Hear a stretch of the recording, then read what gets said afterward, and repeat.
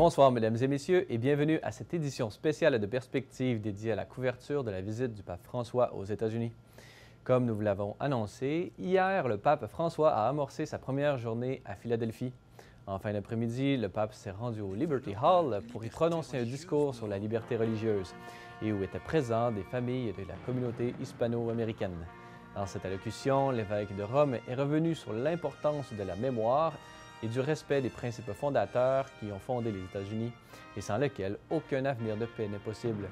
Saluant la grande population hispanique des États-Unis, le pape a exhorté les Américains à rester ouverts aux étrangers venus chercher un avenir meilleur dans leur pays. Écoutons un extrait. Recordemos las grandes luchas que llevaron. Nous nous souvenons des grandes luttes qui ont conduit à l'abolition de l'esclavage, à l'extension du droit de vote, à la croissance du mouvement des travailleurs et à l'effort progressif pour éliminer toute forme de racisme et de préjudice dirigés contre les vagues successives de nouveaux Américains.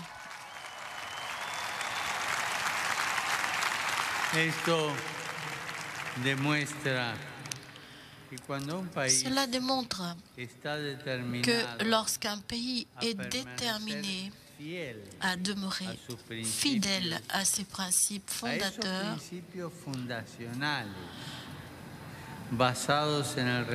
ces principes basés sur le respect de la dignité humaine, il en devient plus fort et renouvelé.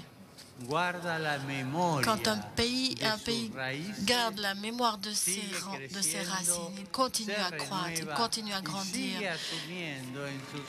il se renouvelle et il continue d'assumer en son sein de nouveaux peuples et de nouvelles personnes qui arrivent.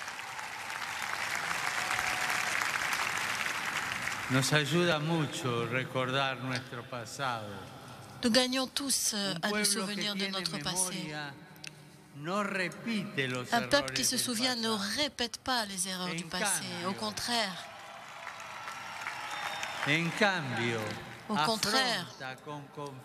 Il affronte avec confiance les défis du présent et de l'avenir.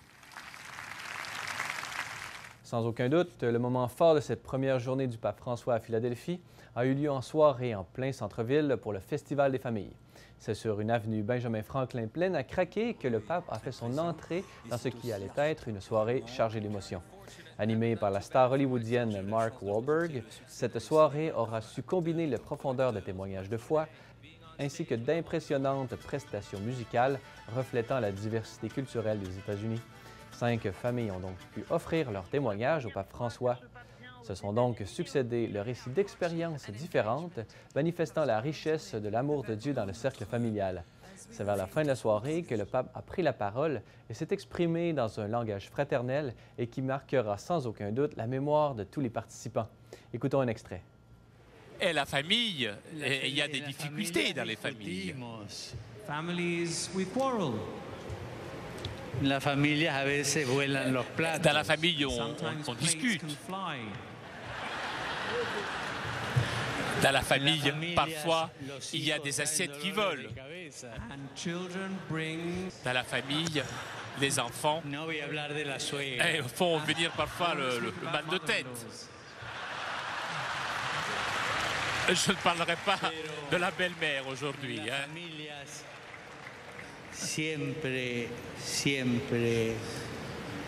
Cependant, dans les familles, toujours, il y a des croix, toujours.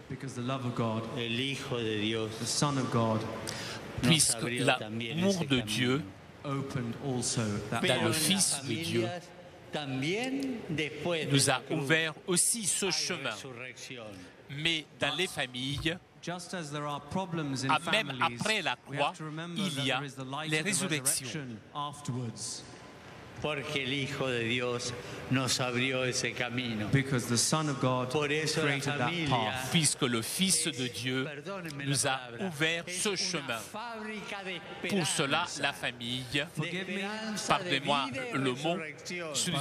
la famille est une entreprise d'espérance de vie et de résurrection. Notez que cette magnifique soirée s'est terminée par une prestation du chanteur d'opéra Andrea Bocelli.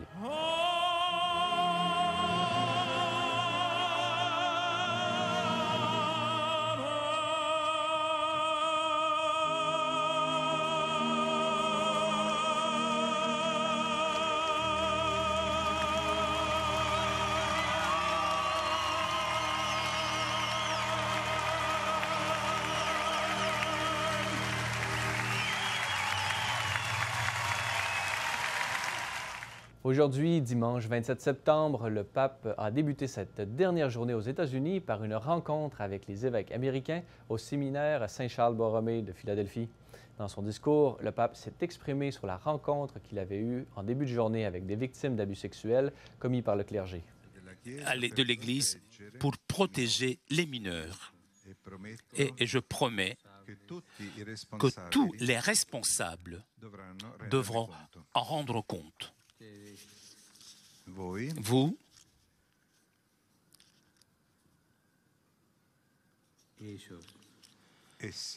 eux, et ceux qui ont survécu aux abus se sont transformés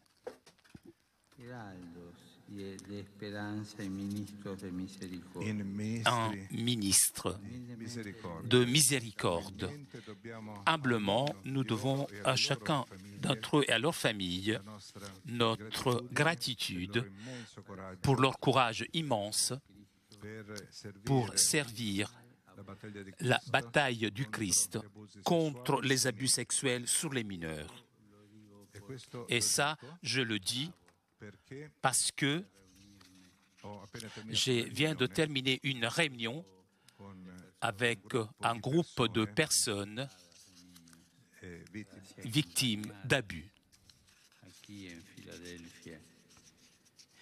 étaient des mineurs, qui ont été aidés, accompagnés ici à Philadelphie, avec affection particulière par l'archevêque, Monseigneur Chaput. Il a ensuite poursuivi en offrant ses réflexions sur le climat social dans lequel évoluent les familles d'aujourd'hui, exhortant ainsi les évêques à se faire plus proches de ces dernières. Écoutons un extrait. Et le monde s'est transformé en un grand centre commercial où la culture a acquis une dynamique de concurrence. On ne vend plus à crédit, on n'a plus confiance en les autres, il n'y a plus un rapport personnel, une relation de proximité. La culture actuelle semble pousser les personnes à rentrer dans la dynamique de ne pas créer de rapport avec rien et avec personne, de ne pas avoir confiance, parce que la chose la plus importante aujourd'hui semble être la dernière tendance, la dernière activité, même au niveau religieux. L'important aujourd'hui semble être déterminé par la consommation. Demander si dans notre ministère pastoral, nous sommes prêts à perdre du temps avec les familles, si nous sommes prêts à être avec eux en partageant leurs difficultés et leur joie. Le pape s'est ensuite rendu au centre de détention Curran from Hold pour y rencontrer les prisonniers rassemblés pour l'occasion. Dans son discours, le pape a tenu à leur dire qu'il venait certes en tant que pasteur, mais c'était avant tout comme un frère qu'il désirait leur parler et partager ainsi leur situation et la faire sienne.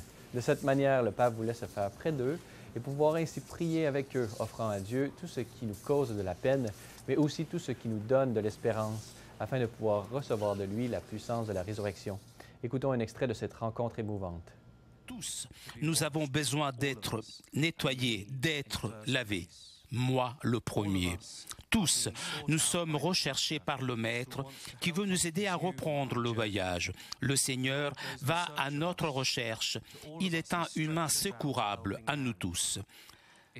Cela fait mal de voir le système carcéral qui ne se préoccupe pas de soigner les blessures, de soulager la peine, d'offrir de nouvelles possibilités. Cela fait mal de voir des personnes qui pensent que ce sont seulement les autres qui ont besoin d'être nettoyés, purifiés et qui ne reconnaissent pas que leur épuisement, leur peine et leurs blessures sont aussi l'épuisement, la peine et les blessures de la société. Le Seigneur nous dit clairement par un signe. Il lave nos pieds en sorte que nous puissions revenir à table, la table de laquelle il ne veut que personne ne soit exclu, la table qui est dressée pour tous et à laquelle nous sommes tous invités. Notez que vous trouverez tous ces textes et les discours de la visite du pape François aux États-Unis sur notre site Internet sous la rubrique « Blog ». Vous l'avez certainement remarqué, durant toute la semaine, Salut Lumière a voulu vous présenter une couverture exceptionnelle de cette visite historique du pape François aux États-Unis. Pour l'occasion, notre journaliste Emily Callan était sur place. La voici aujourd'hui qui nous fait le récit de son expérience. Donc aujourd'hui, c'était l'une des meilleures façons de terminer une grande semaine pour les participants de la rencontre mondiale des familles où il y avait, je vous le rappelle, plus de 17 000 participants. Ils ont pu célébrer l'Église universelle toute la semaine, mais aujourd'hui, ils ont pu le faire avec le Saint-Père, notre pape François. L'amour est notre mission. La famille pleinement vivante était le thème de la rencontre mondiale des familles, un thème qui est revenu très souvent au courant du Festival de la famille cette fin de semaine. Notamment, le pape François est revenu hier soir lors de l'ouverture du festival en disant qu'il n'est jamais bon de terminer sa journée sans faire la paix. Sans faire la paix, oui, le pardon est très important au cœur d'une famille et plusieurs familles cette semaine ont pu témoigner de l'importance du pardon au sein de leur couple.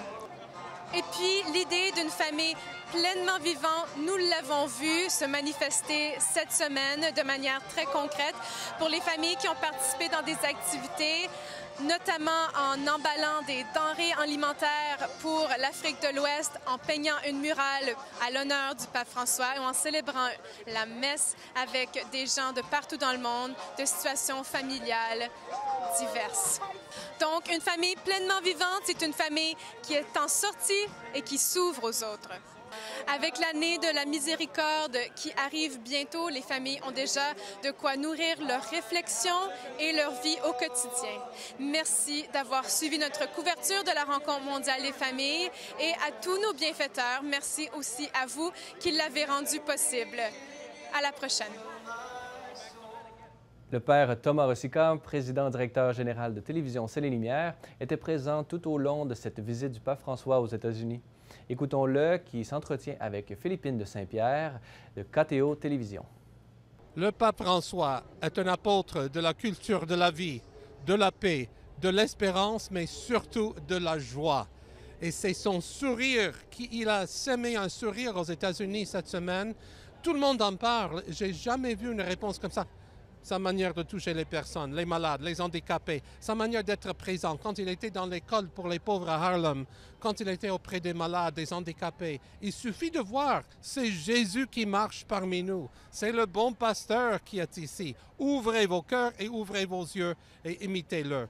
Et l'autre chose avec le pape François, il n'attire pas toute cette attention à lui-même. C'est le Jean-Baptiste qui indique, voilà le Christ. C'est un vrai love story qui s'est passé ici cette semaine. Il y avait déjà beaucoup d'Américains qui l'ont aimé. Mais cette semaine, c'était vraiment la culture de la rencontre. Maintenant, il faut prier pour que l'Église, les pasteurs et les prêtres se réveillent et se rendent compte qu'est-ce que Dieu nous a donné dans cet homme d'Argentine qui est le successeur de Pierre. Moi, je pense toujours, il y a le texte des Actes des Apôtres. L'ombre de Pierre est tombée sur le peuple et a porté la guérison. Et c'est ce qu'on a vécu cette semaine. Notez que le pape François a célébré la messe de clôture de son voyage apostolique aux États-Unis un peu plus tôt aujourd'hui. Il s'est ensuite rendu à 19 h à l'aéroport pour une cérémonie d'adieu qui s'est terminée par le départ de son avion pour Rome. Nous vous reviendrons demain pour une rétrospective des faits saillants de cette fin de journée mémorable. Voilà, c'est tout pour aujourd'hui. Si vous avez des questions ou commentaires, vous pouvez m'écrire à l'adresse qui apparaît à l'écran. Merci d'avoir été des nôtres. À demain.